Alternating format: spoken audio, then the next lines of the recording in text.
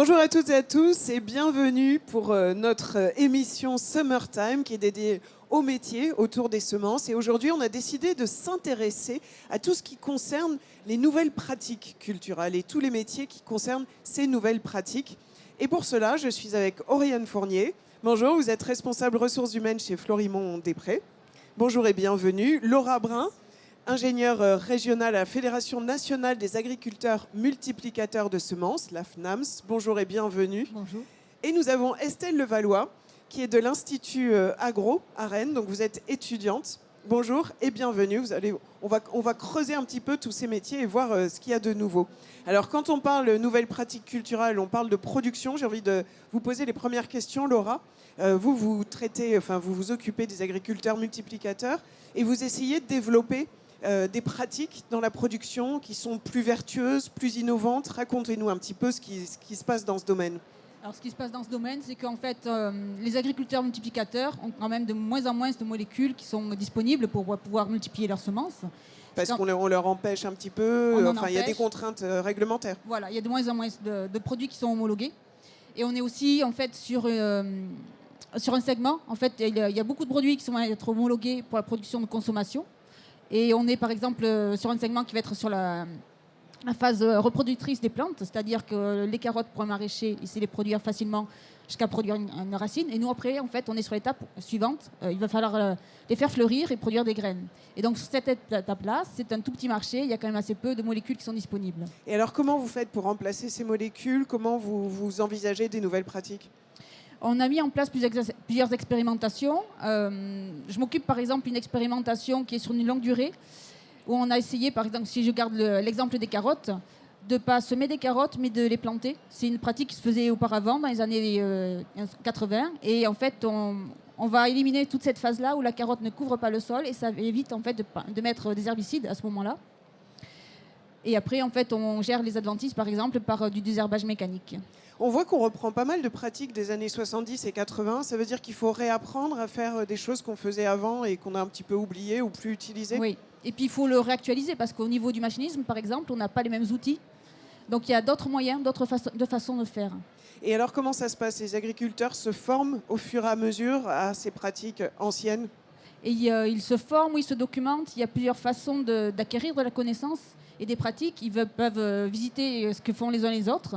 Ils peuvent voir ce que l'on fait nous. On fait visiter nos expérimentations. On essaie aussi de communiquer via des articles, via des vidéos, via tous les moyens à notre disposition pour essayer d'amener de l'information sur des nouvelles pratiques. Et c'est de la formation continue comme ça sur le terrain, oui. Et avec vos outils, tout ce que vous donnez comme information. Oui. C'est ça, c'est vraiment en continu. Estelle, vous avez des questions un peu sur justement ces pratiques-là et comment on apprend à faire ça? Moi, j'avais une question par rapport aux formations. C'est quoi c'est qui les personnes que vous recrutez et vous avez besoin de... c'est quoi les différents métiers qui font partie de cette organisation? Il y a les métiers que l'on va retrouver au sein de la FNAMS. Donc on a en fait des personnes qui vont être engagées à différents niveaux. Il y a des bac plus 5 au niveau bac, selon les métiers, selon les tâches qui vont être accomplies. Mais il y a aussi le métier d'agriculteur multiplicateur. Et donc pour être agriculteur, il faut au moins le niveau bac et puis suivre le parcours d'installation, etc. Et après, se former au fur et à mesure, oui. à toutes ces nouvelles pratiques.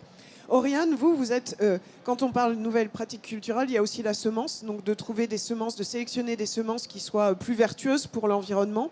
Vous êtes responsable ressources humaines et vous connaissez un petit peu les métiers qui traitent ce genre de questions sur l'expérimentation, sur la sélection. Parlez-nous-en un petit peu. Oui, donc nous, effectivement, chez Florimond-Després, on intervient un peu plus en amont de la chaîne, puisqu'on réalise, on sélectionne des variétés pour répondre aux besoins des agriculteurs. Donc aux besoins de demain, d'aujourd'hui et de demain, par rapport à tout ce qui se passe, exactement. Réchauffement climatique ou d'autres choses comme ça. Exactement. Et en fait, nos besoins aujourd'hui, effectivement, reposent sur un ensemble de métiers. On a la chance chez Florimond-Després d'avoir une hétérogénéité de métiers très importante. Des équipes qui se côtoient et qui travaillent bien ensemble. Mais aujourd'hui, c'est vrai qu'on a une belle transparence sur nos métiers de type sélectionneur, agent de sélectionneur, adjoint de sélectionneur. Par contre, on a besoin aujourd'hui de beaucoup de profils techniques qu'on trouve difficilement.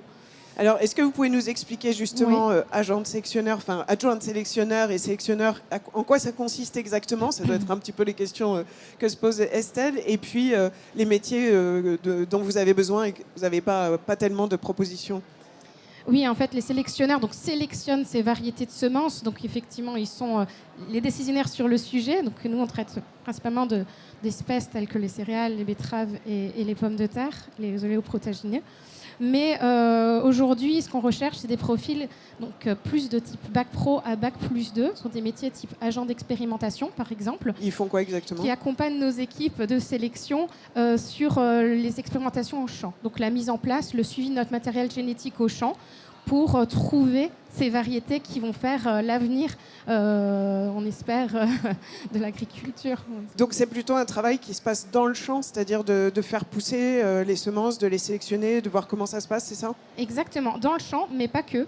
On a aussi ce type de poste dans les serres, dans nos infrastructures indoor. Et on a aussi ce poste-là qui est différencié aussi sur certaines disciplines particulières, telles par exemple des agents d'expérimentation en phytopathologie, qui vont traiter plus des maladies et des ravageurs, par exemple. Donc des spécialisations, en fait, sur certaines choses. Tout à fait, par espèce et par, effectivement... Estelle, vous aviez des questions, justement, parce que là, ça recrute, a priori. Hein. Ça cherche des profils, ça recrute. Et moi, j'avais plus une question par rapport au lien avec les agriculteurs. Comment vous organisez... Comment vous leur demandez les objectifs de sélection? Enfin, est-ce que vous organisez des consultations auprès des agriculteurs ou c'est plus pour définir savoir les ce qu'ils objectifs? recherchent comme type de semences, oui, pour être au plus près de leurs besoins? Oui. Comment ça se passe chez l'une et chez l'autre? Peut-être que Laura pourra peut-être plus facilement y répondre, j'imagine. Alors, nous, on est la Fédération nationale des agriculteurs multiplicateurs. Donc, on va représenter vraiment les intérêts de ces agriculteurs-là. Mon président, c'est un agriculteur. Voilà, on est vraiment en lien avec les agriculteurs, mais qui multiplient les semences. Je pense que dans la sélection, c'est un peu plus éloigné peut-être. Vous avez peut-être des... Vous êtes moins en lien direct, mais vous répondez à leurs besoins sur ce qui est nécessaire aujourd'hui. Tout à fait, ça dépend aussi de nos espèces. Comme on travaille un certain nombre d'espèces et différenciées selon les espèces qu'on travaille. Donc effectivement, après, on pourrait rentrer dans le détail, mais voilà. Et quelles compétences il faut pour ces métiers-là? Je dirais avant tout... la passion, l'intérêt pour le produit, pour le travail également, qui est quelque chose pour nous très important. Après, je pense qu'il faut avoir beaucoup de rigueur et un beau sens de l'observation, puisqu'en fait, on demande aussi, par exemple, typiquement sur le métier d'agent d'expérimentation, on demande à ces personnes de réaliser des notations au champ, donc d'avoir l'œil, de pouvoir avoir de la patience aussi, de pouvoir regarder, de faire tous ces travaux-là.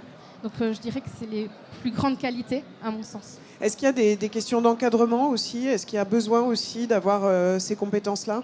Oui, tout à fait. Ils peuvent être effectivement amenés à encadrer notamment notre personnel saisonnier, puisqu'on double pratiquement nos effectifs en personnel saisonnier sur l'année. Donc il y a aussi des missions de management, on va dire, sur ce type de personnel. Tout à fait. D'accord.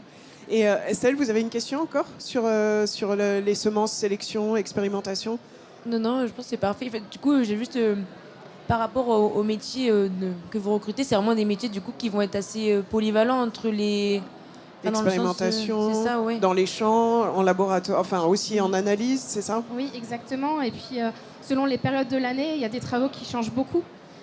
Puisque effectivement, dans les périodes un peu plus basses, on va demander à ces personnes peut-être réaliser un peu plus d'analyse, un peu plus en laboratoire par exemple, pour tester nos produits, nos variétés.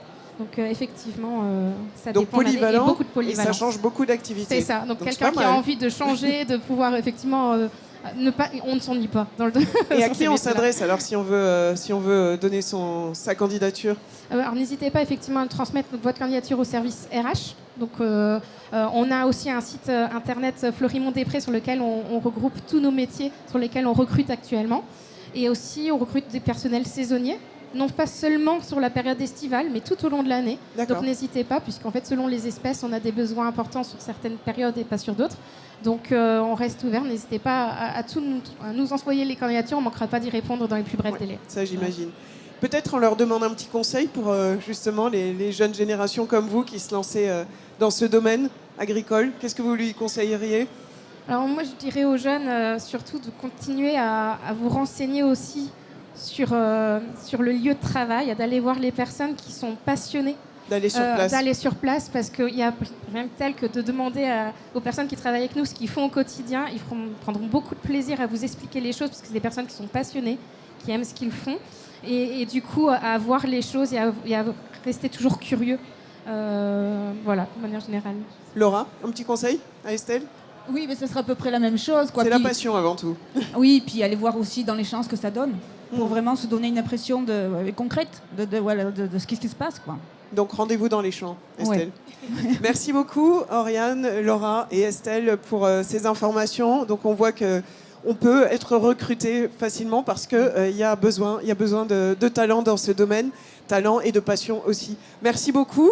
On vous souhaite un bon salon, des bonnes émissions. On recommence demain matin avec Semence Mag et je vous souhaite une bonne fin de journée.